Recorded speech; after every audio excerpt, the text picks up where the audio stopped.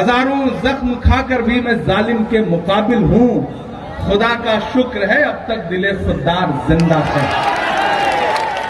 बुरहानपुर वालों, आज आखिरी दिन आपके बीच में आया। पहले आने के लिए दावत थी, कई बार आने की तरतीब बनी, लेकिन आज आखिरी दिन आया क्योंकि मैं भी जायजा ले रहा था कि बुरहानपुर करने क्या जा रहा है, कौन सी क्रांति करने जा रहा है। तकरीरें सुन रहा था, जज्बाती नारे सुन रहा था, और फिर मुझे आखिर में लगा कि नहीं, मुझे जाना ही चाहिए। और राहत साहब का शेर है ना कि लाल नीले कई रंगों के अलम आएंगे, और आखिर में यही होगा कि हम आएंगे। बुरहानपुर वालों, आप मुझे मेरी शायरी के हवाले से जानते पहचानते हैं, लेकिन इन 5 सालों में एक इजाफा यह हुआ है कि आपका वो शायर जिसके लिए आप दुआएं करते थे, जिसे नज़्में सुनकर के आपने किन्हीं मासूम लम्हों में उसकी सलामती की दुआएं की, आपकी दुआओं ने उसे सिर्फ शायर नहीं रखा बल्कि उसे हिंदुस्तान की सबसे बड़ी पंचायत में, पार्लियामेंट में मेंबर ऑफ पार्लियामेंट बना करके बैठा दिया। और संजोग भी ऐसा है, इत्तेफाक भी ऐसा है कि मुझे जब मेंबर ऑफ पार्लियामेंट बनने का मौका आया तो मैं कहीं और से नहीं बना, बल्कि आपके 10 किलोमीटर से जहां का बॉर्डर शुरू होता है, महाराष्ट्र से मेंबर ऑफ पार्लियामेंट बना करके पार्लियामेंट में पहुंचाया गया।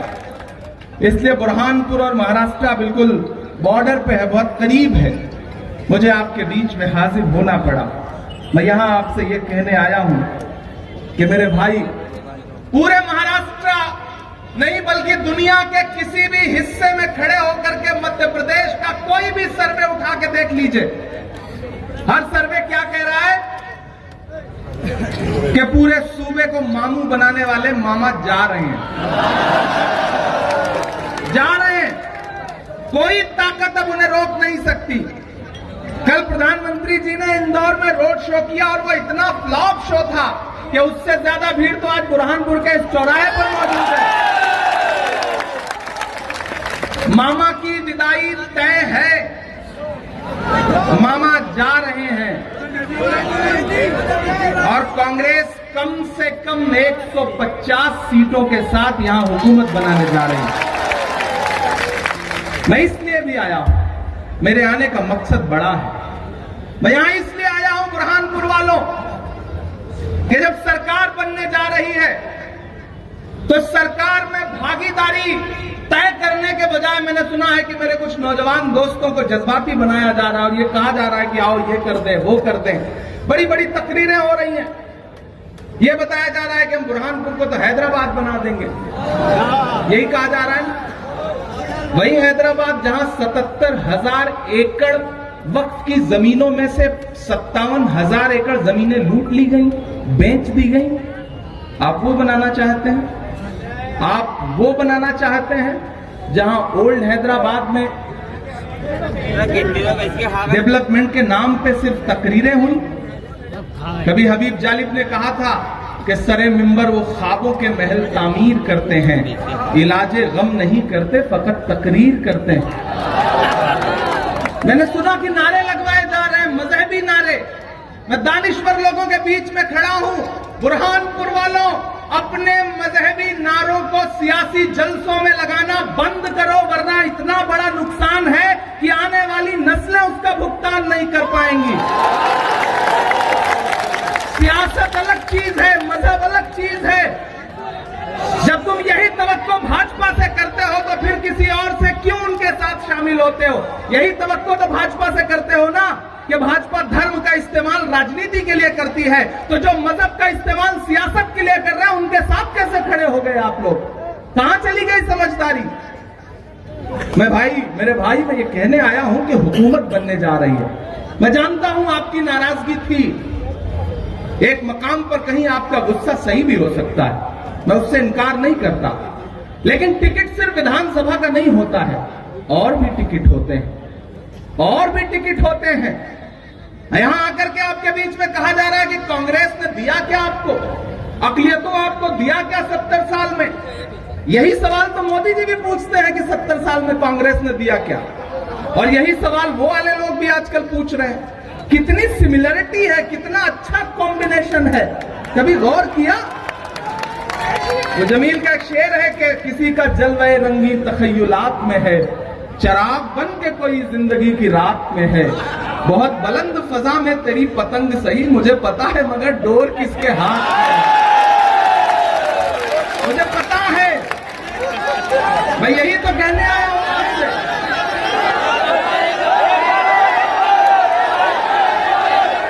किसी का जलवे रंगी तखय्युलात में है, शराब बन के कोई जिंदगी की रात में है, बहुत बुलंद फजा में तेरी पतंग सही, मुझे पता है मगर डोर किसके हाथ।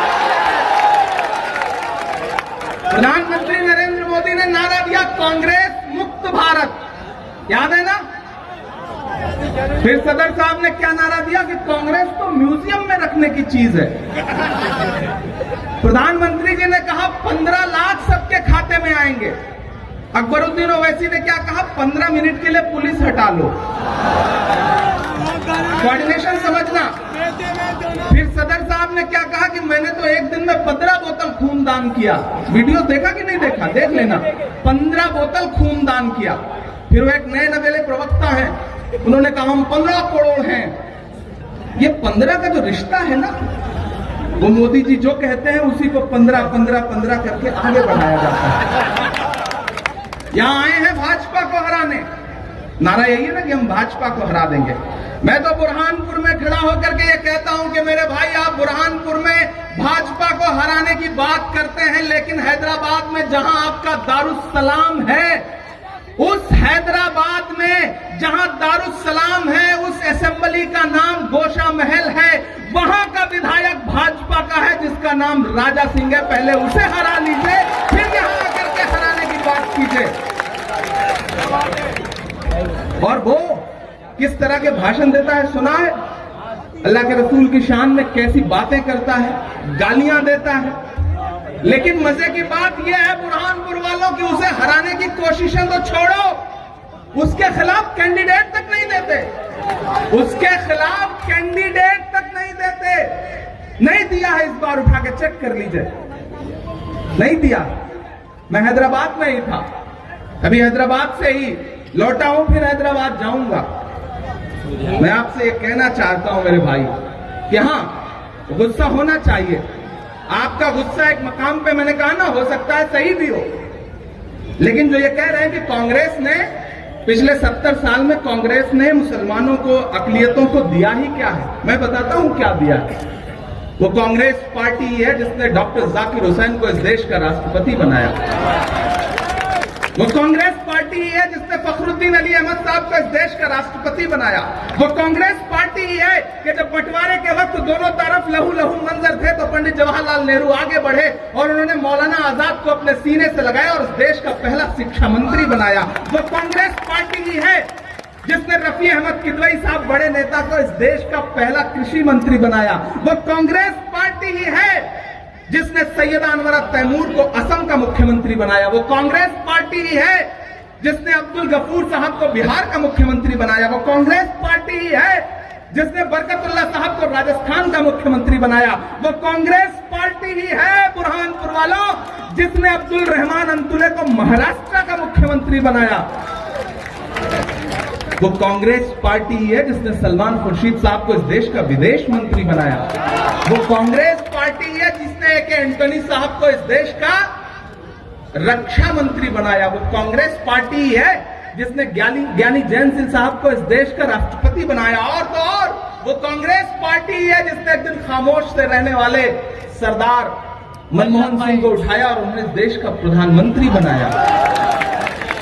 अकलियतों का मतलब सिर्फ मुसलमान नहीं होता है। अकलियत में 6 कम्युनिटीज आती हैं, मुसलमान, सिख, ईसाई, जैन, पारसी, बौद्ध। मुल्क सबसे मिलकर बनता है। मेरे भाई, मैं नहीं आता, यकीन जानिए मैं नहीं आता। अगर मुझे ये इल्म हो गया होता या मुझे ये सर्वे में पता चल जाता या फिर मैं इस बात की पुख्तगी कर लेता कि कहीं कुछ मामला बनने जैसा है तो मैं नहीं आता। बमुश्किल 8,000, 10,000, 15,000 वोट काटने की बात है बस। पिछली बार शेरा जी कितने वोट से जीते थे? 5,000। अब सोच लो अगर उसी में से 5, 7, 10 हजार वोट काट लिया तो क्या होगा? नुकसान होगा ना, बड़ा नुकसान होगा। उस नुकसान को हम झेल रहे हैं। हम उत्तर प्रदेश से आ रहे हैं, हम झेल रहे हैं। हमने देखा है कि कैसे 2-2 हजार वोट काट करके किस तरह से सेकुलर पॉलिटिक्स को नुकसान पहुंचाया गया। हमने देखा है बिहार में किस तरह से नुकसान पहुंचाया गया। और एक बड़ी बात कहता हूं कि हुकूमत बन रही है, हुकूमत में भागीदार बनो। आपको नए झंडे उठाने का बहुत शौक रहता है। हमारी कौम का अजीब मिजाज है, बागी है ये कौम, मैं जानता हूं, लेकिन इसे समझाना पड़ता है तो समझती भी है। मेरे भाई, नए झंडे उठाने से कोई बहुत बड़ा फायदा नहीं होने जा रहा है। वहां भी सिर्फ तकरीरें हैं, तकरीरों के अलावा कुछ नहीं है, झूठी तकरीरें हैं। मैं जिम्मेदारी से कह रहा हूं, जिम्मेदारी से कह रहा हूं। मैंने कहा ना, वो कांग्रेस पार्टी है कि एक ऐसे वक्त में जब लोग आपकी परछाई से दामन बचा रहे हो, आपके लिए लड़ने वाले, आपके लिए बोलने वाले, आपके लिए जूझने वाले इमरान प्रतापगढ़ी को उठाया और देश की सबसे बड़ी पार्लियामेंट में, राज्यसभा में मेंबर ऑफ पार्लियामेंट बनाकर उठाया। और वो आ जाकर के कह रहे हैं कि कांग्रेस ने दिया ही क्या है। मेरे भाई, घर में नाराजगी हो सकती है, नाराजगी हो सकती है, नाराजगी होनी भी चाहिए, अपने हक के लिए मांगना भी चाहिए, जिद भी करनी चाहिए, लेकिन फिर भारतीय जनता पार्टी के हाथ की कठपुतली नहीं बन जाना चाहिए। इतना तो समझदारी दिखानी पड़ेगी। मैं आपसे ये कहने आया हूं कि हुकूमत बनने जा रही है, तो आप भी मान रहे हो ना कि हुकूमत बनने जा रही है। यहां बहुत सारे लोग ऐसे आए हैं जो कांग्रेस पार्टी से इत्तेफाक रखते हैं। कुछ ऐसे भी नौजवान साथी होंगे जो इत्तेफाक ना भी रखते होंगे, मैं उनसे मुखातिब हूं। और जहां मेरी आवाजें पहुंच रही हैं, वो मेरे नौजवान जो जज्बाती नौजवान हैं, जिनके लिए मिल्लत का दर्द बहुत बड़ा दर्द है, मैं उनसे खास तौर से मुखातिब हूं कि दे लेना मुझे सोशल मीडिया पे गालियां, कर लेना मेरे खिलाफ फेसबुक पे जितने पोस्ट करने हो। मैं तो 2017 से नांदेड़ से झेल रहा हूं, क्योंकि मैं जानता हूं लम्हों ने खता की है, सदियों ने सजा पाई। मैं जानता हूं नुकसान क्या किया जा रहा है, मैं जानता हूं कि क्या नुकसान किया जा रहा है। और एक बात और सुन लेना, अगर सरकार ना हो, अगर सरकार आपकी अपनी ना हो, तो पूरे मुल्क में ऐसा माहौल बना दिया गया है कि अगर दमदार विधायक ना हो तो थाने से मोटरसाइकिल नहीं छुड़वा सकता, तकरीरें कितनी भी बड़ी बड़ी कर ले। इसलिए सरकार के भागीदार बनो, सरकार के भागीदार बनो। मैंने शायरी ही नहीं की है, मैं खड़ा रहा हूं, मैं डरा नहीं, मैं झुका नहीं, कहीं छुप छुपा के खड़ा नहीं। जो डटे हुए हैं महाज पर, मुझे उन सफों में तलाश कर। मैं जिस दिन से मेंबर ऑफ पार्लियामेंट बन के गया, यहां बुनकर बड़ी तादाद में बैठे हैं। मैं पहले आना चाहता था बुनकर सम्मेलन करने के लिए, भारत जोड़ो बुनकर सम्मेलन करने के लिए, लेकिन तरतीब ऐसी नहीं बन पाई कि आ सका। पूरे मुल्क में जिस दिन मैं पार्लियामेंट पहुंचा, मैंने ऐद किया कि मैं पार्लियामेंट में खड़ा होऊंगा तो पहली तकरीर जो करूंगा वो जामिया के लिए, अलीगढ़ के लिए और स्टूडेंट्स के लिए करूंगा। मैंने किया। मैंने दूसरा अहद यह किया था कि जब मैं खड़ा होऊंगा पार्लियामेंट में तो मैं अपने बुनकर भाइयों के लिए बोलूंगा। मैंने उनके लिए आवाज उठाई। सुन लेना यूट्यूब पर वो तकरीर, सुन लेना।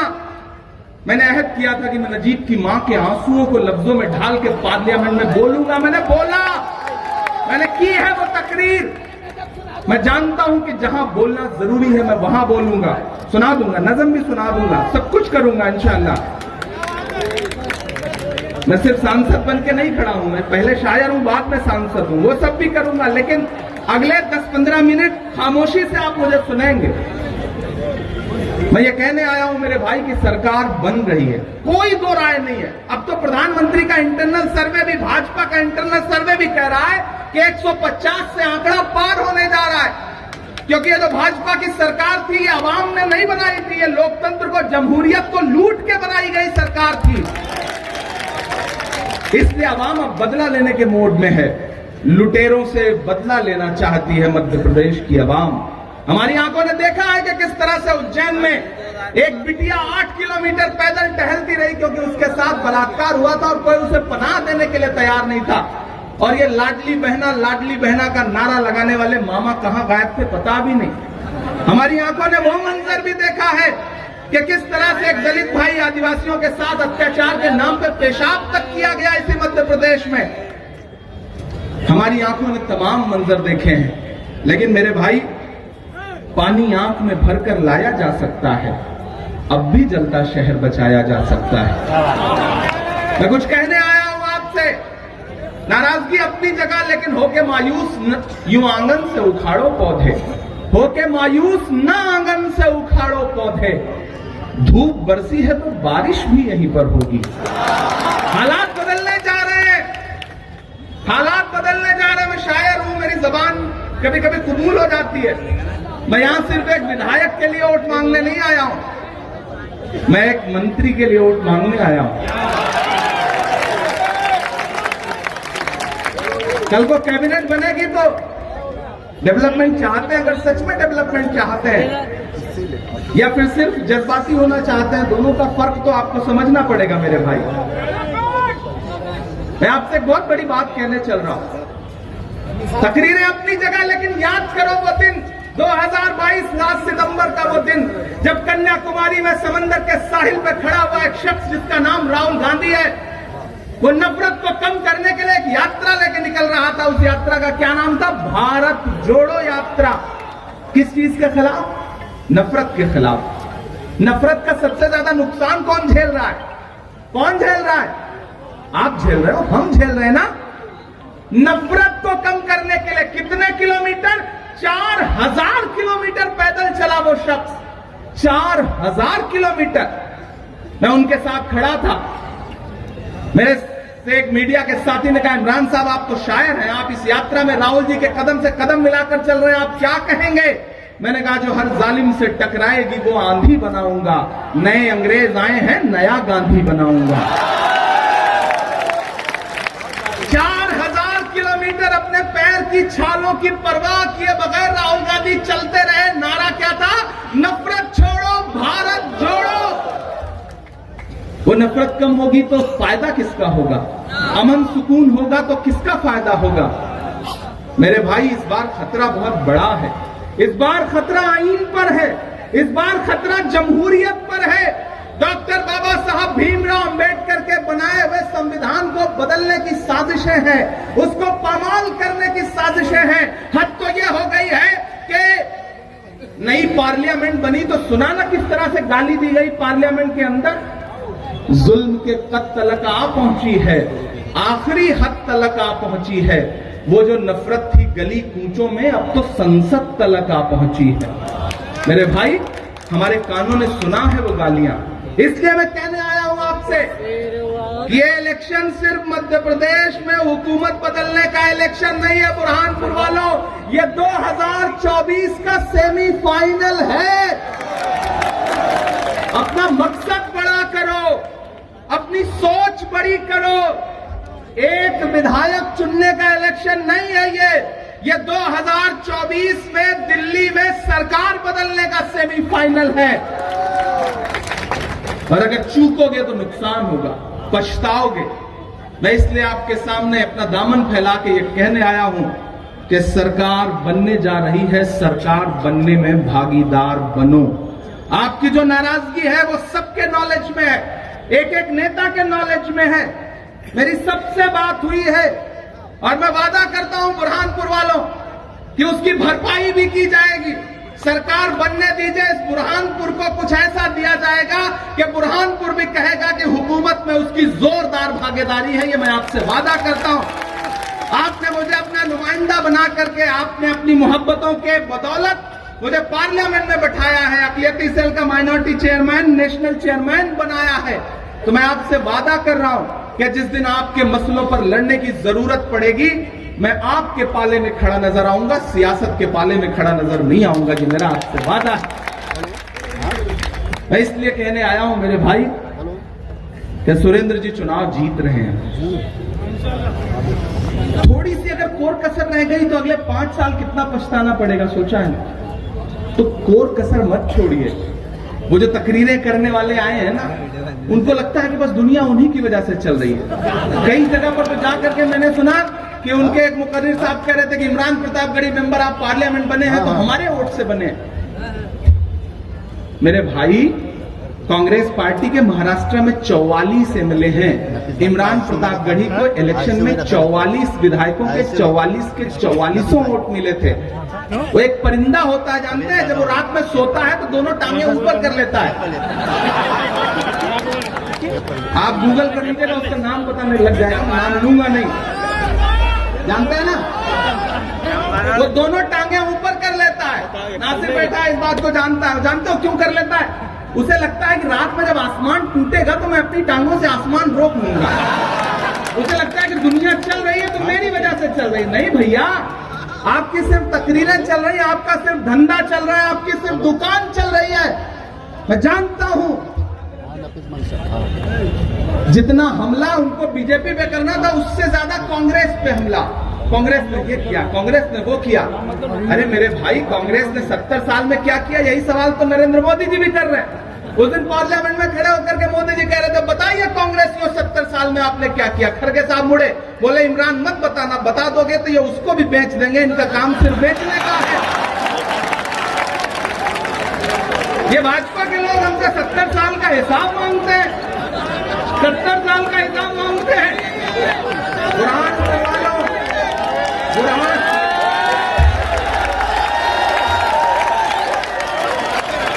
हमसे 70 साल का हिसाब मांगते हैं,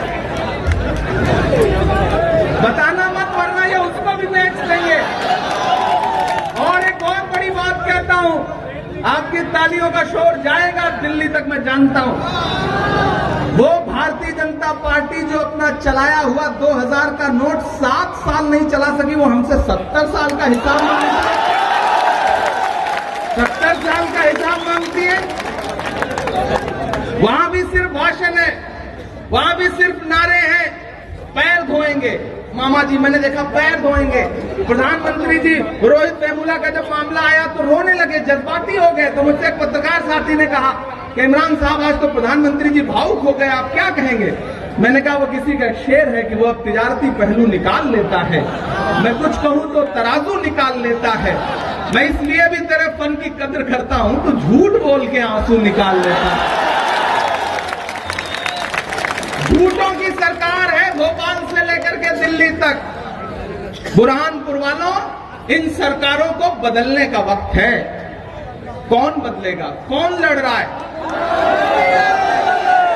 कांग्रेस लड़ रही है। जिम्मेदारी से कह रहा हूं कि कांग्रेस लड़ रही है, बाकी सब भाषण दे रहे हैं, कांग्रेस जमीन पे लड़ रही है।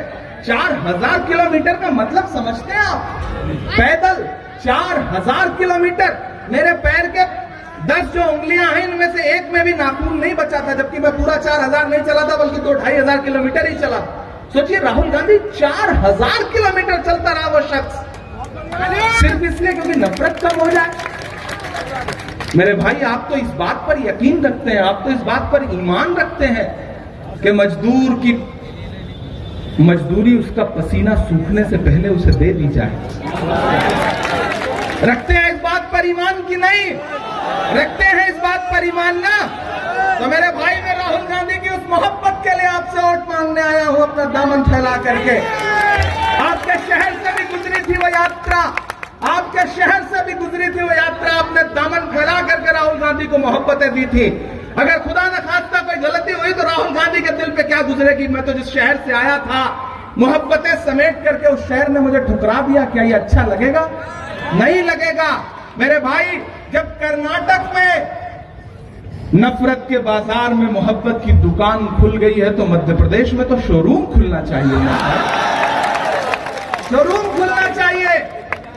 शोरूम खुलेगा। और एक बात समझ लेना, तकरीरों के नाम पे कितना भी जज्बाती किया जाए, लेकिन एक प्रैक्टिकल बात बताता हूं, आपके 90% मामलों के हल उसी दिन हो जाते हैं जिस दिन सरकार बदल जाती है।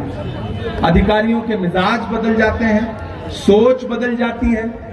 तो मेरे भाई, विधायक नहीं, सरकार बदलो। विधायक नहीं, सरकार बदलो। सरकार बदलने के लिए वोट करो।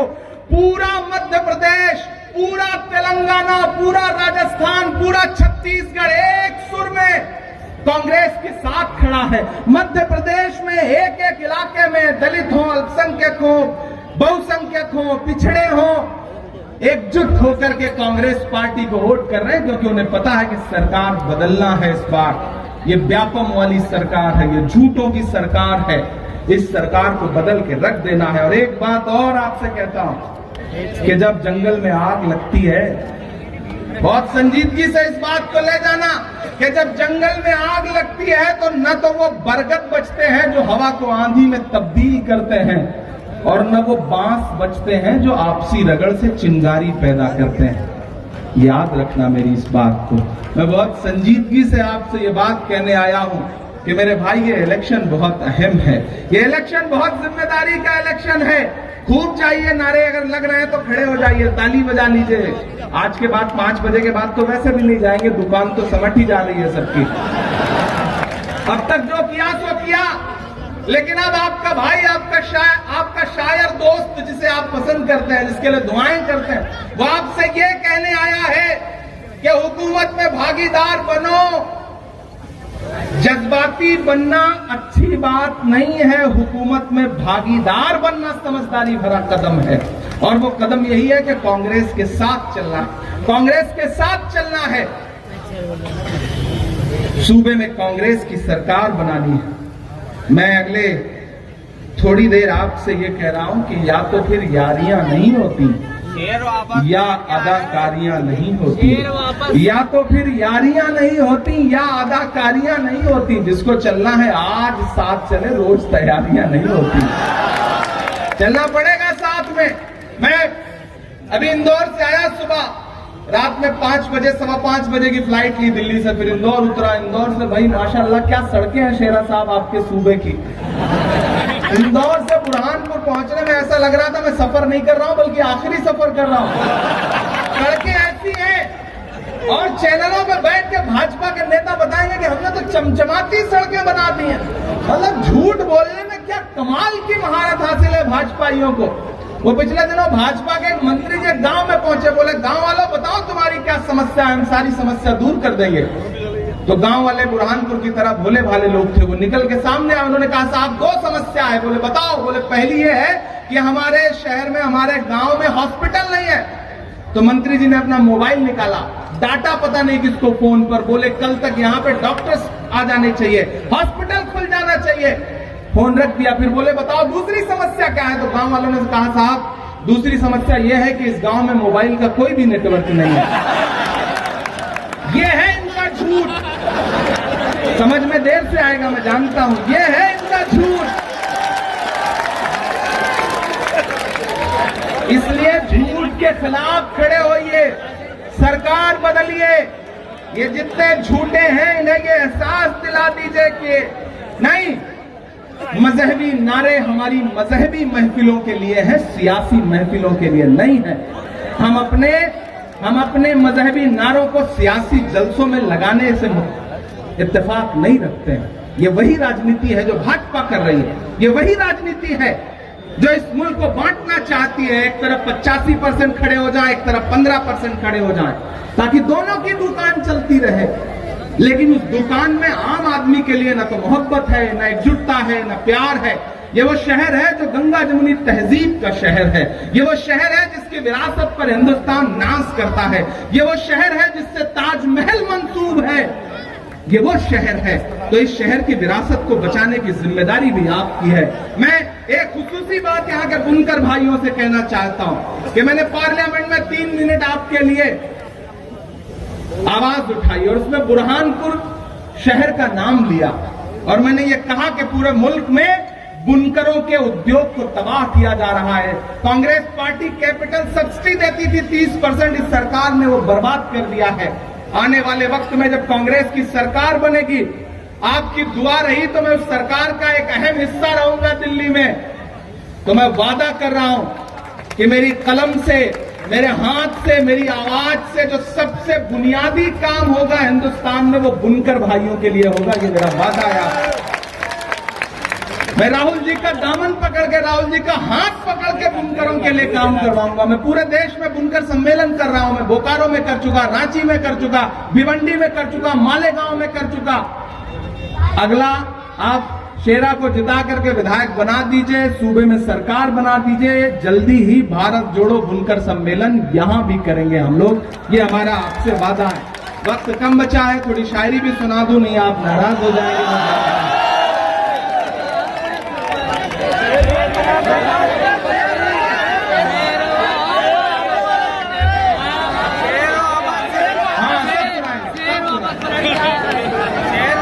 के मत समझना डराने से डर जाएंगे।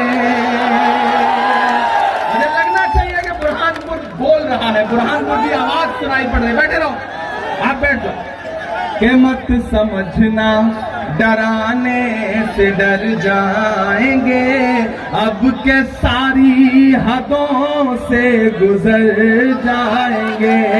मौत के नाम का खौफ देता है क्यों, मौत के नाम का खौफ देता है क्यों।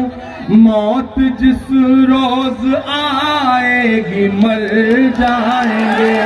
मत समझना कि हमने जमजम दिया, आबे गंगा दिया, हमने जमजम दिया, आबे गंगा दिया।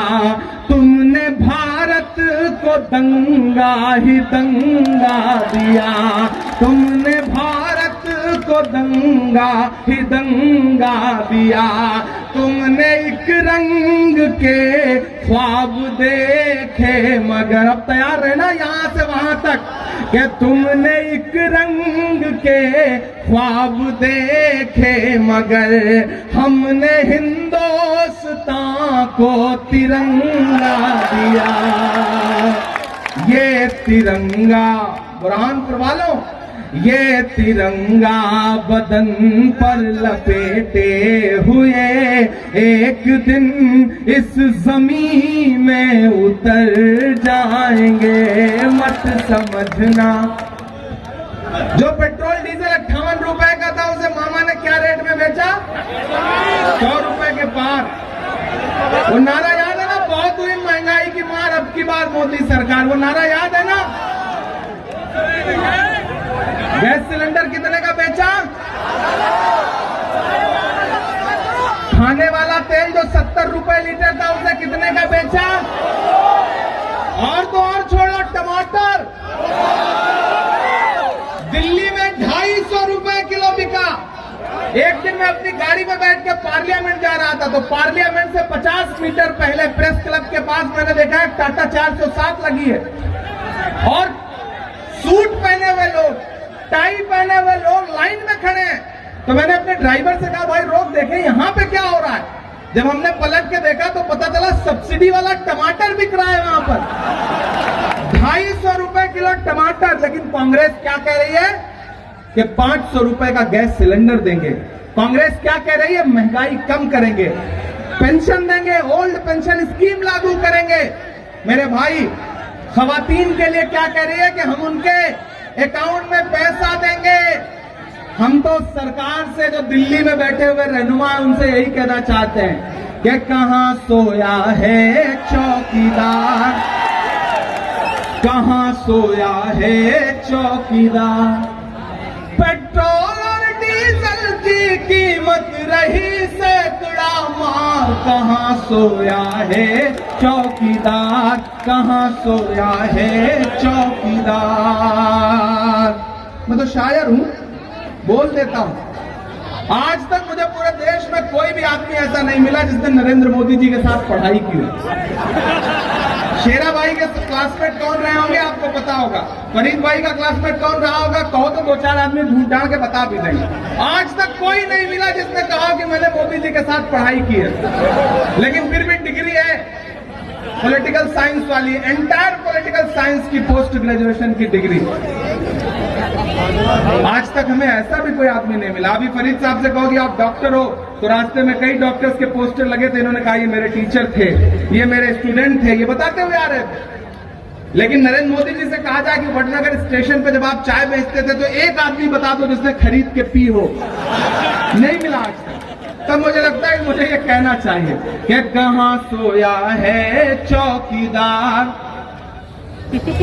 अजान हो रही है, आप अगले 2 मिनट खामोशी से खड़े रहें।